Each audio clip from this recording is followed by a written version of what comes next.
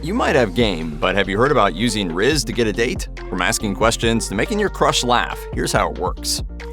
The dating climate has evolved over the years, so it's hardly a surprise to learn that today's dating scene has undergone a Gen Z upgrade in terms of modern dating slang and updated relationship labels. Another popular addition to join the dating lexicon is Rizz, short for charisma, which is essentially a rebrand for those with game. Dating and relationship expert Callisto Adams explained to the Toronto Sun, Rizz seems to focus on a person's capability of having a particular unique charm that will appeal to potential romantic partners. This doesn't necessarily refer to innate ability, but rather a sense of confidence and authenticity in how you conduct yourself while laying down your best moves. Therefore, stepping up your Rizz can be a determining factor in successfully wooing your love interest. A lack of Rizz can destroy any hope of a budding relationship between you and a potential love interest, so consider these 5 tips to boost your attraction and increase your chances.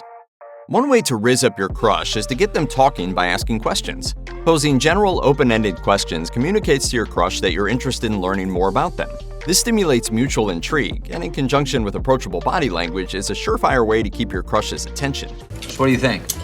About the food or you? You can then take your flirting game another step further by trying to find common interests. Psychologist Michelle Goldman told Very Well Mind, "It becomes much easier to talk to someone when you find something that you have in common. This leads to a more natural back-and-forth conversation, instead of one person doing more of the work. It also reduces anxiety when there's common ground." This step requires you to be attentive and present during your conversations, so you can pick up on the topics that pique the other individual's attention and carry the conversation from there. And don't forget to nod along when it's their turn to talk, to encourage them and show you care about what they have to say. Asking your crush deeper questions in particular endears you to them because it allows them to be vulnerable with the information they share with you. Sexologist Shan Budram told Women's Health, "Vulnerability fosters intimacy. It can create a feeling of love between people who otherwise don't know each other, even within one conversation."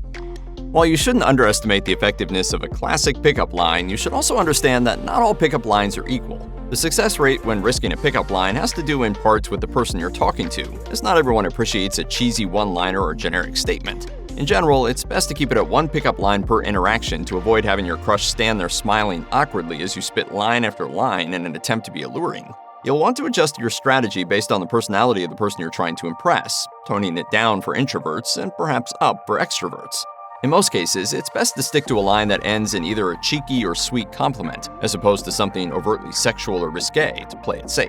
Conan O'Brien. My friend, Hannah here thinks he's sexy. That's weird because I think that your friend Hannah is really sexy. However, if you're sure the other person would respond well to a saucy remark, then by all means, lay it on them.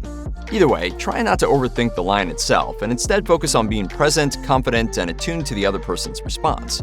Adams told Women's Health, "Compliments, a light and decent sense of humor, and modest confidence are always welcome and will enhance your game when it comes to pickup lines." Remember that the goal with these lines is to start up a conversation with your crush, so if they laugh and appear engaged, take it as a win. Arguably, one of the most influential traits a person can use to their advantage is being down to earth.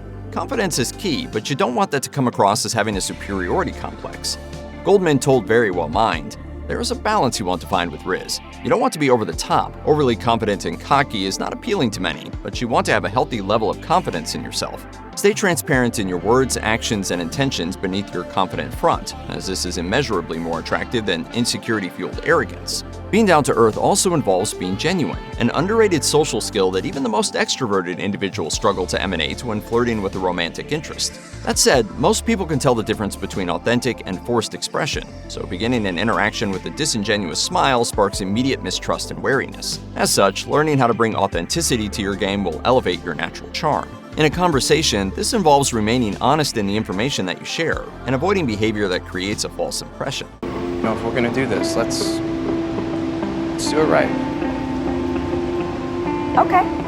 Humor goes a long way when it comes to attracting a partner, as licensed psychologist Wyatt Fisher confirmed to Cosmopolitan. He told the publication, "The more we laugh with someone, the more we are drawn to them." Well, my fingers are available for your sniffing pleasure anytime you need them. But there is a right and wrong way to go about it, and it's all in the delivery of the joke. While sharing a joke or funny anecdote is a great way to break the ice and lighten the vibe, it's possible to make things worse depending on how you carry it out. To demonstrate strong charisma, keep your tone playful and your jokes tasteful. Or as relationship and etiquette expert April Massini told Global News, go for charm and chuckle rather than dark or edgy humor.